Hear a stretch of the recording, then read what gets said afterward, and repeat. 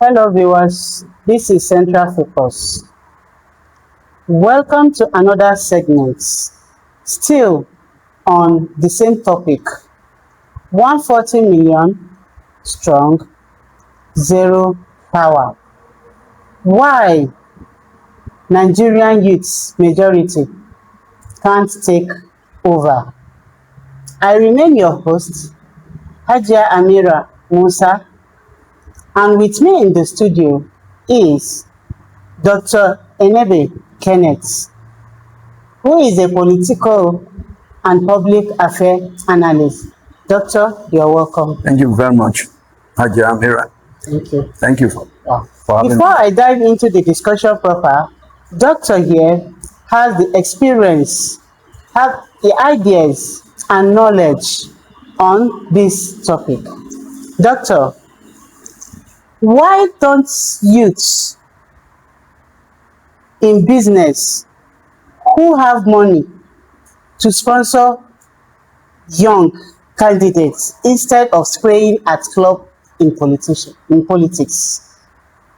Yeah, thank you very much. I think this question is very key and pertinent, especially in the political arena of Nigeria. You see, there is this saying right from when we were born that the youth are the leaders of tomorrow. Oh, yes. But it has come to a point where I now see that is the greatest deceit, that the leaders or the older people have deceived the youth. Like you said, that's what we call mentorship those days. Okay. And what do you mean by mentorship? That is, if you draw your triangle down, you have the downtrodden, the majority down. At the middle is skewed. And then on top of the diagram, you see fewer people, which is the leadership. Okay. The leaders mentor those at the middle, who takes over from them. But today, do you have middle? You don't have. It's either you are on top or you are down. And majority are down. And those who are on top, they don't even want you to come to the middle. The middle is empty. Where the youth you are referring to supposed to be is empty on that hierarchy of this thing. So, having said so, the youths who are in business, who has made the money, as you have said, you discover that some of them are not interested in politics because of the way it is being played. Some of them they are not interested, and those who are interested, the older ones never want them to come up.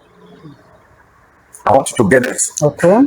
They use the same youth to set them against themselves. I grew up to hear or to that those days when the federal government or when any government want to take decisions, the youth, especially all this university union, where the youth makes up, if the government listen to, they are yearning before they take decision. Then the union, which is workers' union, these are blocks that the government listening to. The way they react is will depend on the policy that government want to take. I heard so, but today, and is there any union? There's no union. What you have now is all paddy. They are corrupt by the same system. Either union as employee union of any form, up to any type of unionism you can think about. Take it to schools. Is it the youth right from secondary school? You hear that in secondary school, there are secondary schools that there are court. They've already joined court. Yes. Is it the same youth when you enter the university? Now, they leave the campus to go and do all sorts of things, to even go and fight because of a politicians. Is it the youth in the campus who sell out their own themselves, or the guests are being taken out when they are in school? You, the parents, is thinking they are in school. They are doing all sorts of things that no morality never allowed you to be before. Okay. Thank you, Doctor. So, what am I trying to say in essence? I'm just trying to, frame it up. Okay. The younger ones, they are not allowed to take over. And Instead, they will use them against themselves. Let me give a very good example. There are those younger people who have come into leadership. They struggle to get there. They are not mentored. They struggle to get there. What about Bankole? He was a very young man who became the speaker of this country, speaker of House of Representatives. Bankole, are you hearing him today? He said, oh, the older people make sure they finish his careers. And it in the same youth they will use to say, Bankole steal, Bankole do this. The same youth will kill their own. They have forgotten that this Bankole, nobody mentored him, but he struggled to get there. Nature brought him there. The same youth are used. What about this young lady that was Minister of Finance before, that they brought from outside the country? Is it one Yoruba lady, a very young lady? They brought that lady. What happened? They used all sorts of things. The older people use all sorts of things to send him out. What about this young man who was also in Senate, House of Rep also before? What was his name? I think something Yusuf or something like that. Then that guy was sent away. They say he forged certificate and the rest of them. But in this same country, somebody was coming. When they say he has no certificate, he forged certificate. The older people say even if it is NEPA bill, they will vote for him. But this young man who is representing the interest of the young people, he was ridiculed out. Even bring it down to the recent one. The former governor of Kogi State, yes. Yaya Bello. Yeah. He's a young man who struggled his way to become the governor of Kogi State. What was expected is for the youth to rally around him. But the same older people now make sure they castigate him. They use all sorts of things against him. They paint all sorts of things against him. Political gang up against him. That is this and that. The same youth supposed to say, why is there anytime when any youth comes up, you are always finding things against them? But when the older people do the same thing, everybody quiet. Isn't it? Then he's been here and there, left and what has he done that the older people have not done the worst? Are we not having people like those? Are we not having a Nephilis? Are we not having this lady in this thing that left the country, who was the petroleum minister before? Are we not having them? Then these are things. The youths are the one killing themselves. When any younger person comes out in leadership, struggle to be there, even if there's any error, to stand with their own, they will be the one the old people will use against themselves. Thank you. How? Thank you, Doctor. Thank you, Doctor, for that analysis. And that takes us to another question. Can youth unite across tribe and religion to vote one candidate, or will obedience versus Baptists versus articulated divide us again? You see, the issue of the unity of the youth, that is what the question is all about. Live divide or no divide. The youth, it will be difficult, like I tell you. You see, the youth of today, the youth of yesterday, they pursue virtue. The youth of today, they pursue life, just high life. And when you are pursuing high life, anything can sway you. It is the same youth that who are forming talk. They are the one they use as talk. They are the one they give money to go and hire other youths to carry gun, to carry box. They will be the one. Have you ever seen, whenever, in any political arena, how many elderly people or older people do you see carrying box? Is it not the same youth? Then, it is the same youth again. They will now use them to divide through religion and through ethnic tribe. A Yoruba man now will say, don't you know, say, hey, you call the youth there. Don't you know, say I'm a Yoruba man or I'm an Hausa man? Don't you know I'm an Igbo person? Then I support your own. If this three did not work, then they will go to, are you not a Muslim? Are you not a Christian? Then the youth, quickly, a little thing will dissuade them. This is what they use for us. In whichever divide, this is what and this youth, they are getting this, their mental stability has been divided through this form. And with little money you give to them, they are gone. They dissuade, because that money, they are not even using anything. When you give them, they enjoy. After some time, they still use themselves against themselves to kill themselves. Thank you. So the issue of coming together is, Thank, I mean, is terrifying. thank you, Doctor. To proceed, not too young to run acts, gave us 6 rep under 35. Was it a failure Oh well, you see, not too young, to run? Bill, not too young to run. Yeah. They have thrown away their fundamentals. Okay.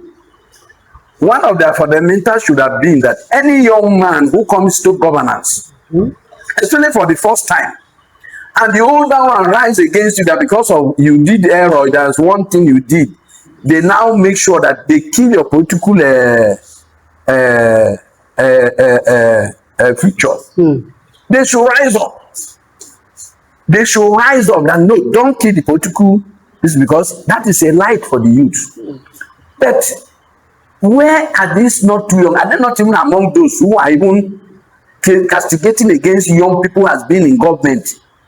That the older people are campaigning against them with wherever any error they so have. It's not that I'm saying that the young people should steal or the older people should steal. Okay. That's what I'm trying to say. Please, let's get it right. Okay. But why is the older one in governance doesn't allow the younger one to exist? Even when they made a mistake or they commit anything that the older one also committed, the older one go with it. The younger ones are castigated. They kill their political leaders. How they come up? There are people who have been in politics for over 20, 30 years. Ask me any of these young people and mention some of them. And the one I could not mention.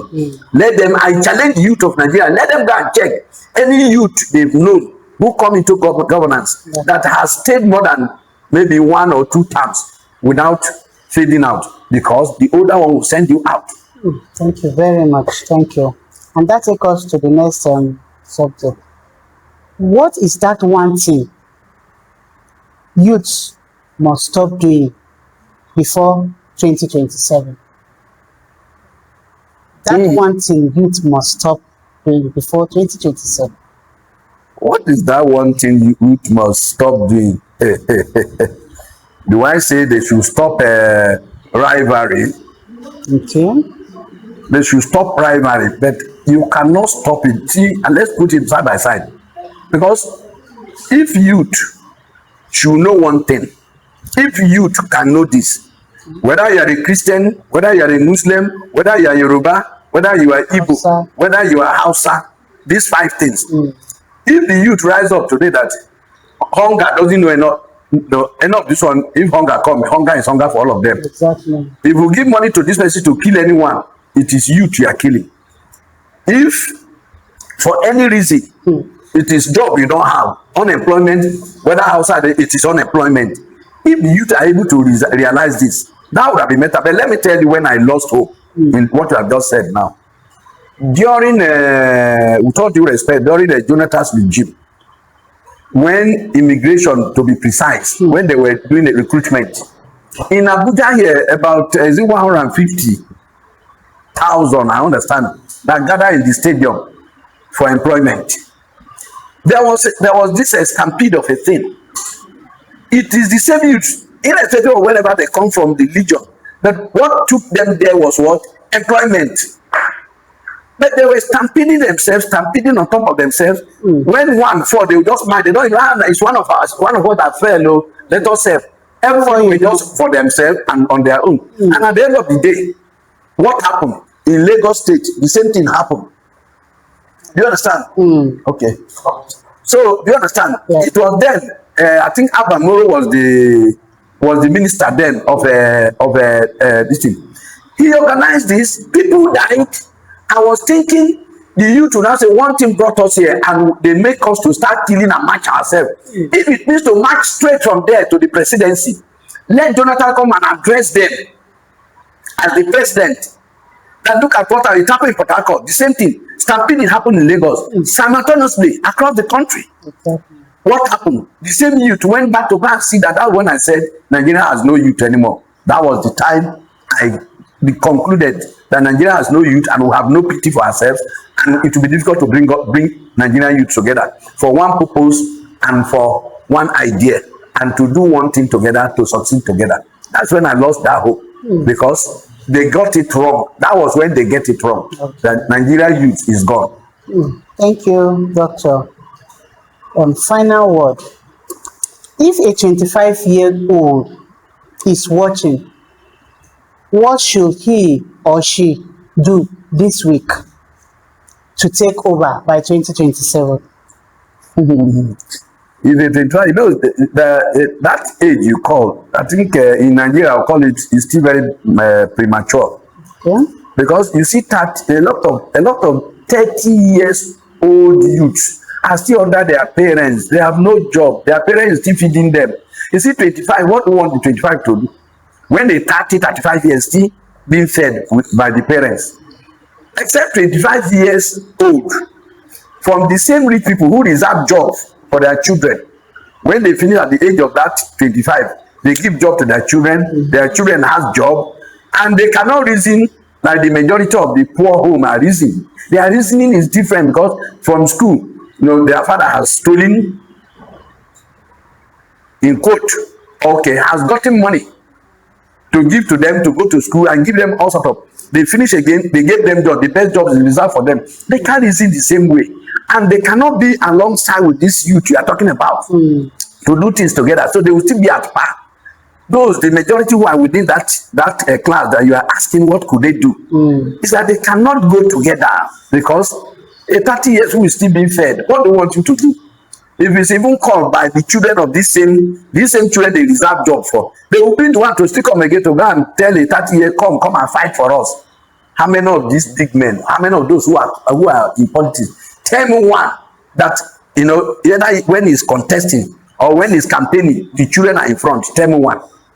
It is the poor people, that same 25, 30, who has nothing doing, that the parents are still feeding, who goes to the field, and some of them got killed.